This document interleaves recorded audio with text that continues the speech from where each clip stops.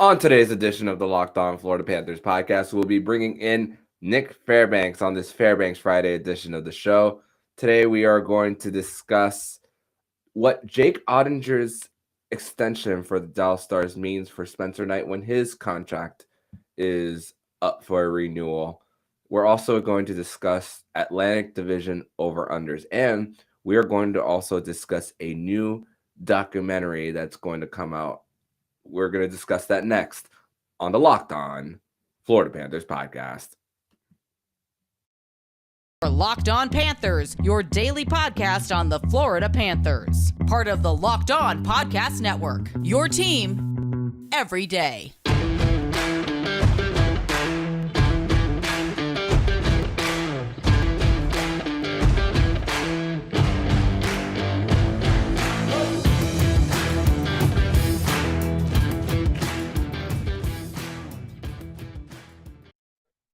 And welcome into this Friday, September 2nd edition of the Locked On Florida Panthers podcast, part of the Locked On Podcast Network, where it's your team every day.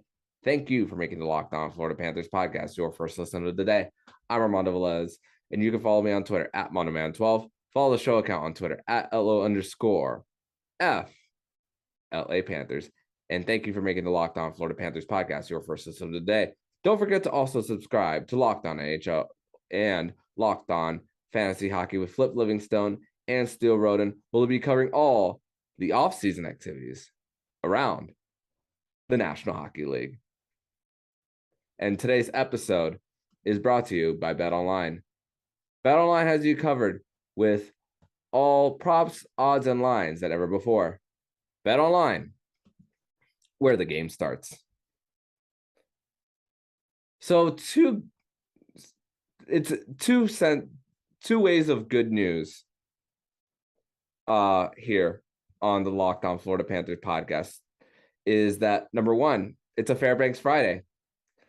And number two, it's September, which means hockey is one step closer. And let me just go right in and bring in my guest today on today's show, a Fairbanks Friday. Nick, welcome back to the show and happy September to you. Happy September to you as well. I think that's the bigger news, that we're going to have Panthers hockey in a little over 3 weeks. So excited to get re-engaged and looking forward to what this team can bring us this season. Yeah, and definitely as we've talked about this offseason about what this team is going to look like now, we're really going to see just in a few weeks now putting it all together on the ice. You know, lots of predictions have been going around, lots of where teams are going to be finishing and all. And we're going to save that actually for segment number 2, really going on the betting odds of it. But first, let's start with the signing that happened in the NHL on Thursday, on September 1st.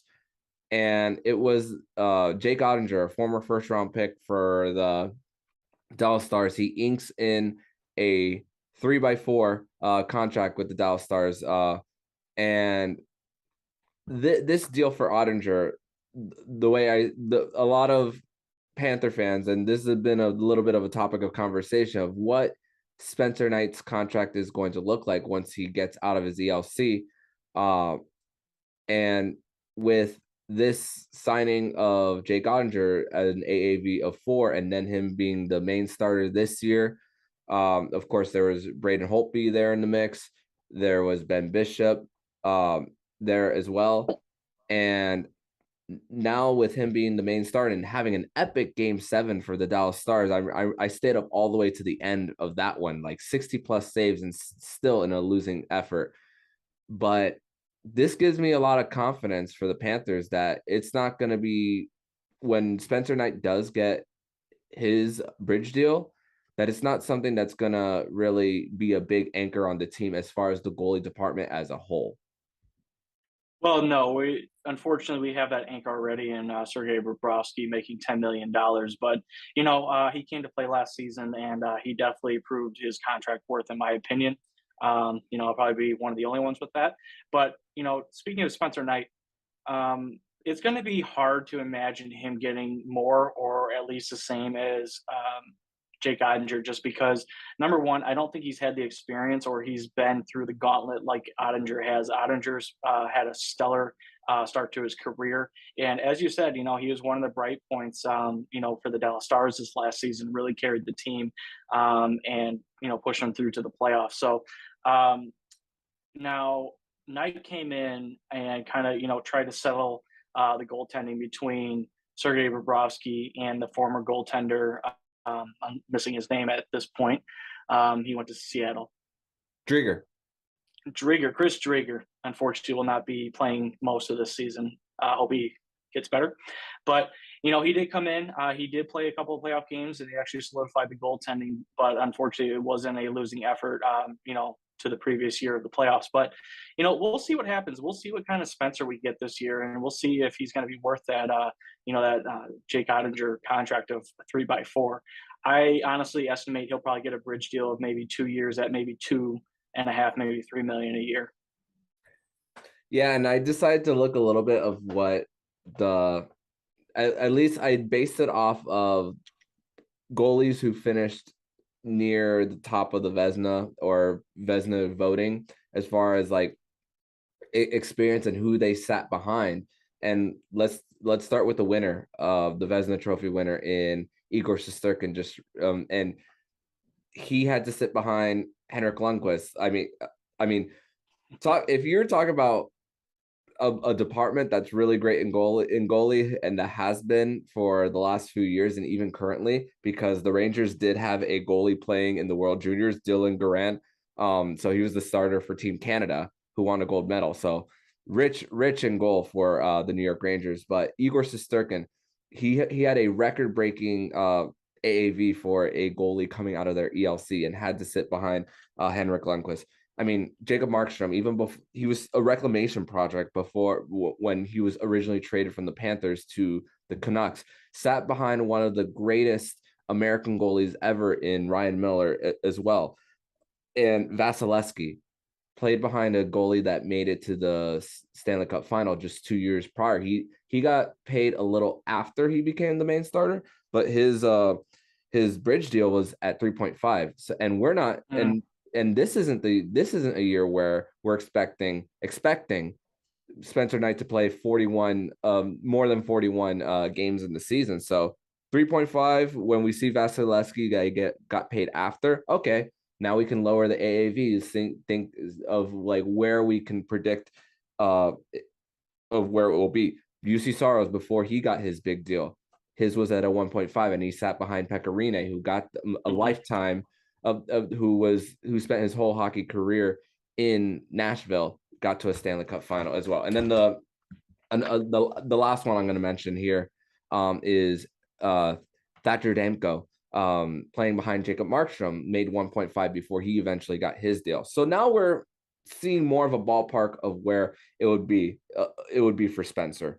So and of course, it sucks that we're talking about this in the cap world because we want players to get their money. We want everyone to get the bag. But also, here's another thing that we haven't really gone in depth about just yet. Bill Daly spoke about last week on one of the international media tours for the NHL, is that he's expecting a significant rise in the cap in 2 seasons. Didn't give a number, but I don't know necessarily what significant rise means. It's going to be 82.5. It's going to be somewhere around 90, because we're also about to see a record-breaking contract in the NHL, probably before training camp or even next season, with Nathan MacKinnon. Probably he's going to make around $12 million a year. One of the best contracts in the NHL right now. So, there's a fine line that some teams need to walk as well before the cap before there's an official announcement of where the cap is going to be. 100%. But the thing is that you don't want to overpay somebody that hasn't really proved anything. If anybody, has listened to Frank Rikas or Josh Lick, that, you can't pay, you can't pay based on what you think the player is going to be. You got to pay out what he's been able to prove. And, unfortunately, you mentioned Jacob Markstrom and his time here at Florida. He was dubbed the alien just because of the spectacular saves and the way he moved in the crease. Just couldn't stay healthy, and to his unfortunate expense, just didn't really have the coaching here to really develop him. It took him to go to Vancouver, where he got to sit and actually play with some of the greats. And then on top of that, really took time to develop him. Where Spencer Knight comes into this equation is he came in as the number one consensus goalie in that draft, and he wasn't taken until 13th. And that's never really left. He's always been like this. I don't know how to put it. Like they say that he's the next great goalie, but the thing is, Florida has yet to see that for him to take over the reins. And understandably, they have Sergei Bobrovsky there, with a $10 million contract. So that's really anchoring them down. But at the same time, I don't think Florida would have a problem if, Knight came in and took the starting job, to be honest with you. It would prove to them that they do have the goalie of the future, and that, when it comes to a bridge deal, that they don't mind giving him the money that he deserves. So that's kind of why I'm kind of hesitant to really want to give him that $4 million deal that Jake Oettinger got. But, maybe, like I said, maybe in the 3 to 3.5 or maybe $2.5 million range. Yeah. And again, we can't necessarily predict what the goalies are going to look like this season, because one season you could be at the top, one season you could just your game could just go in a different direction. And I think I kind of started thinking about more and more about matching contract terms as well. If they were to give him a 3-year deal instead of a 2, that deal would expire at the very same time that Bob's contract would. That's assuming you can't trade him. That's assuming that. So let's say he becomes a level of Vasilevsky, then paying at a level of Vasilevsky money. I'm not saying that Spencer Knight will be that, but it clears so much more room that if he ends up getting to where his ceiling can be, then you have a whole reset. And just looking at Barkov and Kachuk's deal matching as well. So there's that consistent flexibility that Bill Zito is trying to make within this organization. I mean, we see it even with even though Stan Bowman's not there anymore, we see it with Tays and Kane's contract. They expire at the same time, and they're going into this rebuild. So now they have stuff freed up so that they can build it back from the ground up too. Correct. And, it'll be interesting to see, just because, we know that we're in this cap locked roster this season just because of the buyout situation of a notorious player that used to play for the Florida Panthers. I'll just leave it at that. And then on top of that, other contracts that were unfortunately signed that, had to be either dealt away or there was money that had to be eaten. So again, this is the season that Spencer needs to prove himself that he is going to be the next guy, and he needs to start taking games from Bobrovsky, because who knows, maybe Bob doesn't have the greatest start to the season and they start leaning on Knight to be, who he's supposed to be or who we think he's going to be. And, if anything, that might be good news for Florida Panthers fans. Absolutely. That's a hope for them as well. But we're going to end some of the goalie talk here, and we're going to actually talk more about over-unders, because BetOnline has released their over-unders for all of the teams in the NHL, but we're going to take an Atlantic Division focus on these over-unders, and we're gonna talk about whether we're going to take the over or under of each Atlantic Division team. But first, we're going to tell you all about BetOnline. And BetOnline.net is your number one source for all your pro and college football betting needs and sports info this season. Find all the latest football league developments, game matchups, news, and podcasts, including this year's opening week games. BetOnline is also your continuous source for all your sports wagering information, including live betting, esports, and scores. The fastest and easiest way to check in on all your favorite sports and events, including MLB, MMA, boxing, and golf. Head to the website today or use your mobile device to learn more about the trends and action. BetOnline, where the game starts. Continuing this Friday edition of the Locked On Florida Panthers podcast. It's a Fairbanks Friday edition of the show. And Nick, I think this is going to be a very fun exercise that you and I are going to have right here. So BetOnline released their over-unders for the season for at least point totals. We talked a little bit about last week about BetOnline having the Panthers as the betting favorites to win the Eastern Conference, which I was a little shocked seeing. And, but you love to see it regardless of whether we disagree with it or not. But let's talk a little bit about point totals for the Panthers and even the rest of the division. So BetOnline released them, and let's go one by one first, No problem. from bottom to top. So the bottom, Montreal over under is set at 70.5, a little bit for those who aren't looking up on your phones and seeing the standings from last year. Montreal finished with 55 points. Montreal just had a disastrous start, fired Dominique Ducharme. Martin St. Louis brought them a jolt of energy into that franchise, got the number 1 overall pick. If you actually want to listen to my episode with Scott Matla earlier this week on Locked On Florida Panthers and Locked On Canadians, that was the Tuesday episode this week, so you'll get a full preview of that. But they have it at 70.5, and one thing that these over-unders have in common is as far as the rest of the league is there's not as much of a separation as much as what actually manifested last season. But for Montreal, this would be around a 15 or 16 point difference, Nick, in what they finished last season.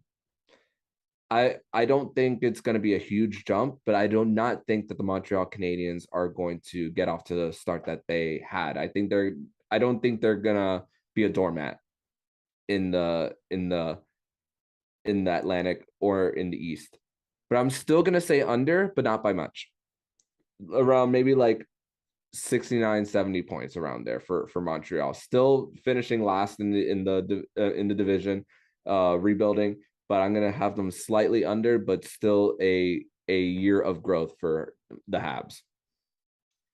So when you talk about where they were last season, how they finished last season at 55 points, they had Martin St. Louis come in and kind of do some things.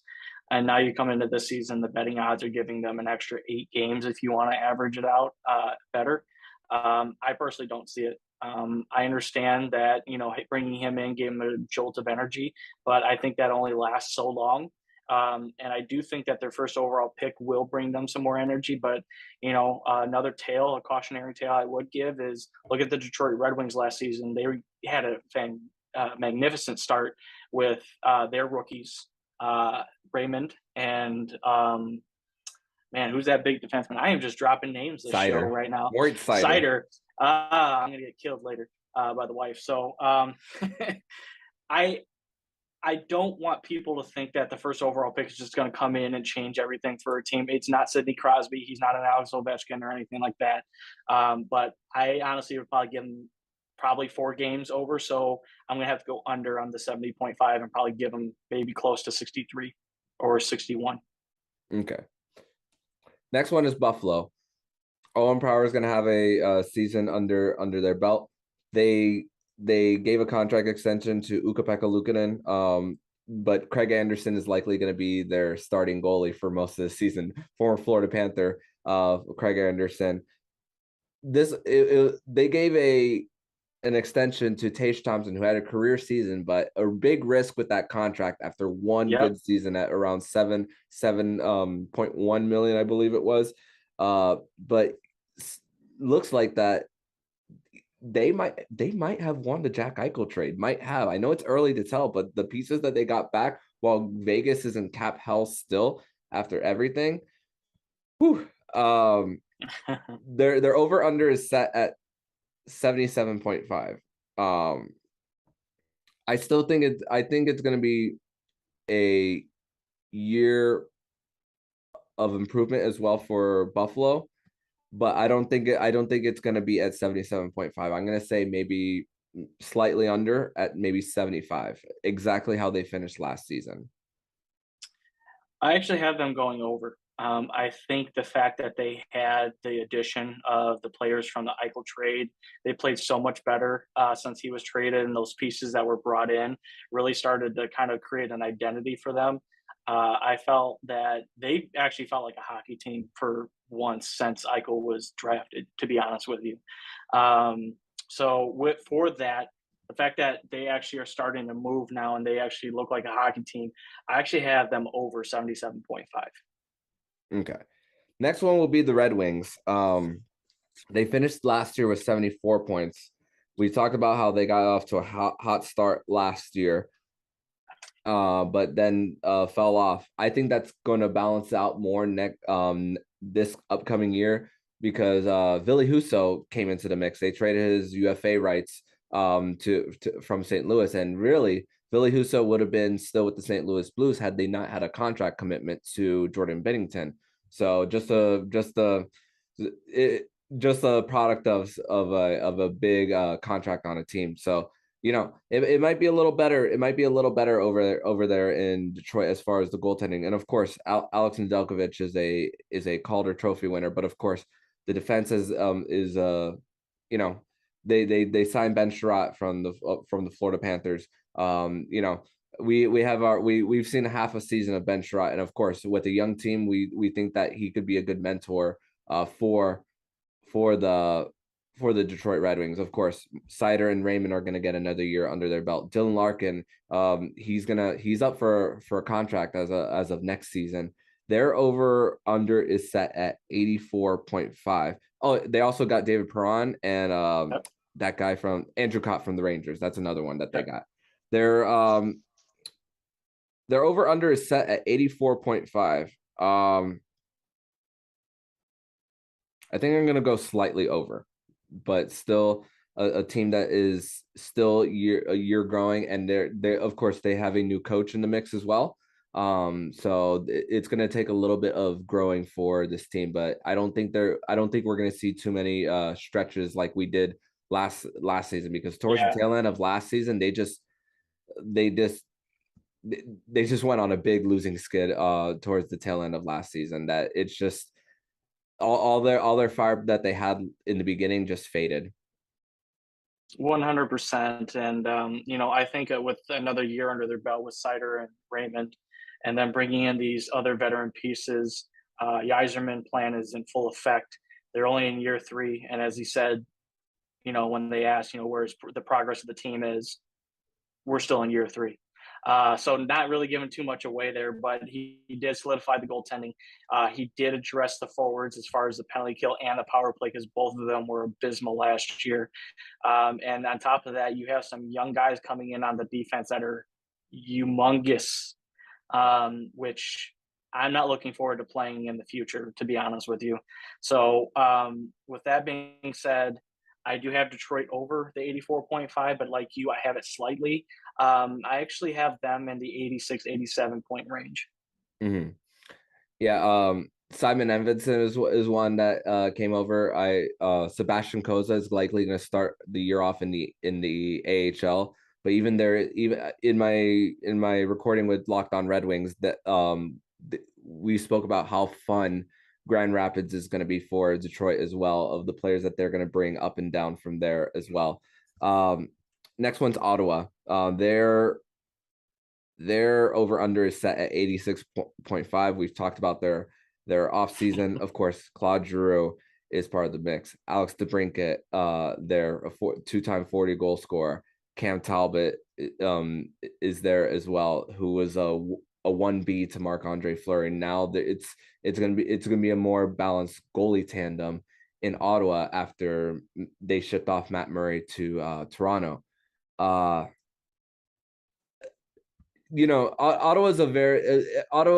has gotten a lot of attention this offseason, just like Calgary in the Western Conference.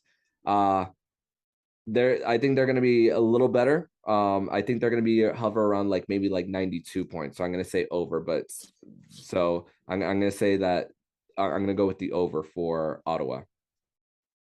So I know there was a show that you and I did. I think it was either during the playoffs or just before the playoffs. And, we talked about what Ottawa was doing and that they were maybe just a few pieces away from, stepping into the Atlantic Division to, sneak a playoff spot.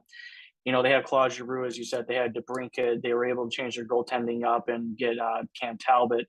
They made some other additions. I hate to say this, but I'm going to reverse my trend. I do think that they are maybe a few pieces, but those pieces are on the blue line. And I think that's really what's going to cost them. So I'm actually going to have them actually lower than their 86.5 projection. I actually think Detroit is going to finish higher than them because I think they'll be more consistent. Mm-hmm. And DJ Smith did talk about that their first line is likely going to be Shabbat and Artem Zub. So it's something I saw today from via Locked On Senators. So that's going to be a pairing that we're going to see as far as the top line for them. I think you and I are going to agree on this next one. Boston, 95.5. Listen, bringing in Krejci and Bergeron back, I said that if they can finish around 500 in the first 2 months, they could at least stay afloat. But eventually a run's got to end somehow, right? Eventually. 95.5. I'm going to take the under for Boston, but I still wouldn't be surprised. Let's not be surprised if they do hit the over. So if you are betting, this is one that I would stay away from if you're actually betting one. But I'm going to take the under for the Boston Bruins. I do. I am too. I speak on it every show when it's bringing up this team is that, when are they going to die? When are they just going to let other teams in the division kind of just take over? Can we let the Bergeron show go? Now they brought Krejci back and, who's going to be their starting goaltender? They still have, somewhat good defense, I guess, but they play a certain way that I think really is effective towards other teams. Florida didn't seem like they had a huge problem with them. I mean, I went to the Boston game. I'll be honest, they already clinched their playoff spot. It seems like they just were there to play a game and get out. But with that being said, I honestly don't think this is going to be the same Boston team as we've seen in recent years. I am also agreeing with you that I'm not buying the 95.5. I think they're going to be lower than that. Yeah, I'm not buying on it neither. We're starting to go a little long on this edition of the Locked On Florida Panthers podcast. We're gonna discuss the rest of the Atlantic Division in the third and final segment here. But first, we're gonna tell you all we have a special message from the National Highway Traffic Safety Administration. Are you one of those people who thinks it's okay to drive stoned? What's the worst that can happen? You end up driving below the speed limit. It's no big deal, right? Wrong. The truth is your reaction time slows way down when you're high. Not only do you put yourself in danger, but everyone around you. Talk about a buzzkill. Stop kidding yourself. It's not okay to drive high.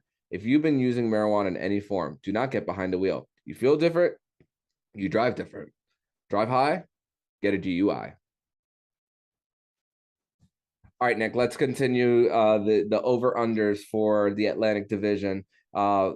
Started to go a little longer than anticipated, but hey, you and I can talk about this for hours, even off recording. But number 3 of the over-unders from BetOnline, the Tampa Bay Lightning at 103.5. They finished last year at 110 in a season that when you win the Stanley Cup 2 years in a row, you're not on that. You're not sprinting towards the finish. You're pacing yourselves throughout the season, and the fact that Tampa Bay did that and still finished with 110 points, I gotta hit the over for Tampa Bay, maybe around like 107 again, in that range, but not at 110. I'm gonna take the over for Tampa Bay, at 103.5 because they were barely busy during the offseason. Really, most of the moves that they made was re-signing some of the players who were going to be free agents next year. So that was really the work that Tampa Bay did this offseason. For sure. I mean, yeah, did they lose a piece or two? I mean, I think they were losing a piece or two every single year that they were going to the cup, whether they had to make a trade for another player that was going to, get them over the top, or maybe it was just a contract situation. So, I do think that them losing in the Stanley Cup final will light a fire under them. Hmm. I think they are okay with the rest that they're going to be able to get. And yeah, I am buying the over on this. Like you, I'm going to take like 107 or 108 points. And I think with that, and I know this might break some hearts, I think they finished second in the division. Mm. Tough to hear that one, for sure. Um, Next one is the Florida Panthers, 105.5 after finishing with 122 last season. So we're talking 16 points, which means 8 wins. An 8-win difference for the Panthers, 58 wins last year. So 105.5, getting Matthew Tkachuk in the mix, trading away a piece like Mackenzie Weegar along the way. They're a playoff team on paper, but we're Panther fans, but I don't want to be a blind Panther fan here. I'm going to take the under for the Panthers, and take them maybe around like 102, 104 points, but still be in a position to make the playoffs. So I think there's two things that come down to this, and my decision is number one, how is the goaltending going to hold up, or how is Sergei Bobrovsky going to hold up during the season? And secondly, how is the defense going to hold up because they lost a big piece in Uyghur? I know that I've had my fair share of opinions about the guy and everything, but to say that he wasn't a huge piece on the back end, he was, and I think they'll miss him for it. So those are the two things that concern me going into the season. I know this team will score, but how many times are they going to have to come back from like 3-1, 4-1, 5-1 to come back and win? As exciting as that was, it was very, how should I say, it was not fun hockey to watch at times, and you don't win playoff hockey that way. So with that being said, I actually don't think Florida makes 100 points. I think they're going to finish in the 96 to 98 point range, and they will finish third in the division. Wow. What? So, so 122 to 90 to 98 points. So that we're talking 24 points. So we're talking 12 wins, and you take away those 3-goal comebacks because on the top of my head, I think there was 5 of them this season. They don't complete any of those, and that's 10 points just in that alone. Correct. Versus all the games that they would just outscore everyone in the first period, and then it'd be over by the time like the 30-minute mark of the game happens. We might not see a lot of that this season. And it's going to be a year of adjustments for this team, but it's okay. It's perfectly okay for this team because we're thinking about the long-term big picture aspect of it. Correct. Last one is Toronto. 107.5. And I just can't help but continue to think that Toronto is going to be this year's version of Florida about sprinting. I don't know why, but this isn't reflective on postseason what's going to be postseason success. We know what it's going to be. Yeah. So 107.5, but I'm going to take the over for the Maple Leafs. I think they're going to finish like 112, 114 range. So I think they're going to finish there. But can Matt Murray stay healthy? That's really the number one thing for the Leafs right now. And we saw how, and we're familiar with Samsonov from this most recent playoffs. I really goaltending for the Capitals was how they were able to squeeze in some of those goals against Samsonov, and even with a bad power play for the Panthers. So they were lucky that Samsonov was in net. It's just, if they can get that under control, they're division champions. Yeah, and I do think this is the time for Toronto to take over the division. You have Tampa Bay team that's coming off of 2 cup wins and then finally losing the Stanley Cup final. So they're getting older. You have to wonder about their durability going forward. Florida just had a flash in the pan possible season. Although they're still going to be good going forward, they don't have what I like to call the elite offensive game that the Leafs have with Matthews and Marner, and their makeup that they have there. I do think that the Leafs are going to win the division, but I do think that they're going to be in the 116 to 120 point range. I think they'll be up there, as you said, like kind of like the sprint, but it's not going to matter because they're still going to bow out in the first round. Yeah. Sorry. So I love you, Dom and Jay Fresh. I love you guys. Tell us how you really feel, Nick. But every day. Yeah. But so going from the topic of talking about over unders with the Panthers and the rest of the Atlantic Division, we're going to see a little bit of how that's going to look like once really we're going to be able to judge it really in the first 10 games. And can't wait. We are, as of this recording, September 1st, Gus Forsling days away from opening night against Bobby Orsling. I love Bobby Orsling. So, but before we wrap up the show, I do want to talk about something we haven't mentioned on the show yet, and it's something really cool that Anthony Duclair will be involved with the HDA, the Hockey Diversity Alliance, and the cast of the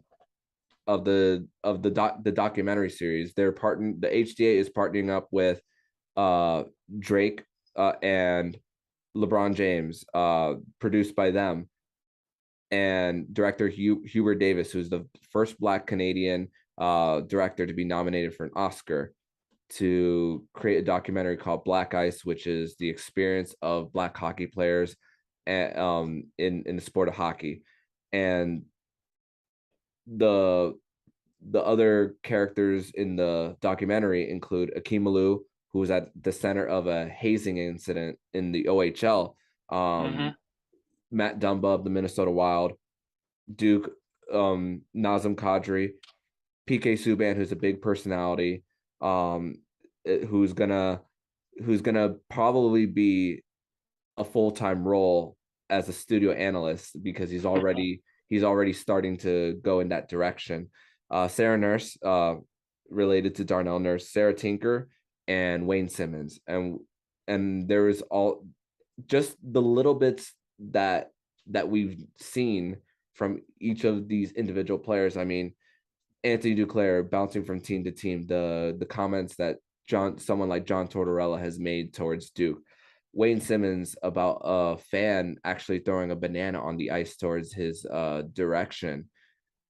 And there's something that you said prior to recording that I want to mention on the show, is that what I want is that for them to what you said, what you wanted was about them being unfiltered about it too, so that we know the real truth about what they go through. Yeah, and the point of that is that when you're reading the the kind of introduction, the synopsis of the film, the documentary that's coming out, the director Hubert Davis, they say he corrects the record. Well, I think for much of hockey history, Black hockey players, they've come and gone, but we haven't really heard a lot about their stories or their upbringing or their rise into different levels of hockey. There has been an element of racism. There's been other things there as well. But I think it's important to hear exactly what has gone on, what's been said, and how they deal with it on a day-to-day basis. Just because, as you said when we were talking about this, that being vulnerable and exposing these type of things can only make people more aware of what's going on in the real world and in the sport that we love. I know that, Hockey Canada right now is doing a lot of damage control right now, and unfortunately they're not doing a good job of it because there's still a lot of questions being asked about what happened in some of their teams in the early 2000s. And the only way that you're going to be able to get through and really show that you are changing is to come clear and show exactly what happened. So that's what I'm asking of this film, and that's what I want out of this film is unfiltered. Show us exactly what has happened, what was said. Show us game tape, or even if you guys had speakers in the crowd, I want to hear it. It needs to be heard, and us as hockey fans need to understand and embrace that, because you know what? If we don't know about it, or if we don't hear about it, as you said, how are we going to change? Mm-hmm. And not only that, not only audio, but maybe even text messages that they might have received too. Mm-hmm. And saying, here's a text message that I received from X person. Or That, DMs, yeah. in any social media, give it to me. Yeah, Nazem Kadri went through it just recently in the playoff series against the St. Louis Blues. So definitely, and the Toronto International Film Festival will be held from September 8th to 18th. So we're gonna this year. So we're going to that's gonna be around the ballpark that we're gonna know about the debut of this film called Black Ice, directed by Hubert Davis and produced by LeBron James and Drake. So definitely I don't know whether the platforms they'll be streamed on, but once I know all that information, I'll definitely promote it, because this is something that definitely we need a little bit more perspective on. But Nick, I want to thank you once again for joining me on the Friday edition of the Locked On Florida Panthers. As always, tell everybody where they can find you. No problem. And Armando, thanks for having me on, and thanks for having me talk about Black Ice that's coming out. It's important for everybody, and it's important for the league, especially to get this out there. So everybody can follow me on Twitter at Prudentia0, and maybe some future things to come. We'll see. But thank you again for having me. We'll see, and I'm looking forward to it. Thank you again, Nick. Thank you. And if you like what you're hearing, please subscribe to the podcast to be notified every single time the Locked On Florida Panthers podcast jumps into your podcast feed.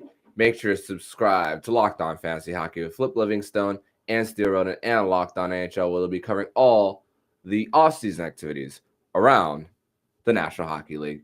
Thank you for making the Locked On Florida Panthers podcast your first listen of the day. And for your second listen of the day, don't forget to check out the Ultimate Pro Football Preview 2022. It's an 8-episode extravaganza to get you ready for the NFL season. The local team experts of the Locked On Podcast Network, plus a betting angle from Lee Sterling of Locked On Bets, all combining into one ultimate NFL preview. Search for Ultimate Pro Football Preview 2022 on your Odyssey app, YouTube, or wherever you get podcasts. So I'm Armando Velez with Nick Fairbanks, and you've been listening to the Locked On Florida Panthers podcast, part of the Locked On Podcast Network, where it's your team every day.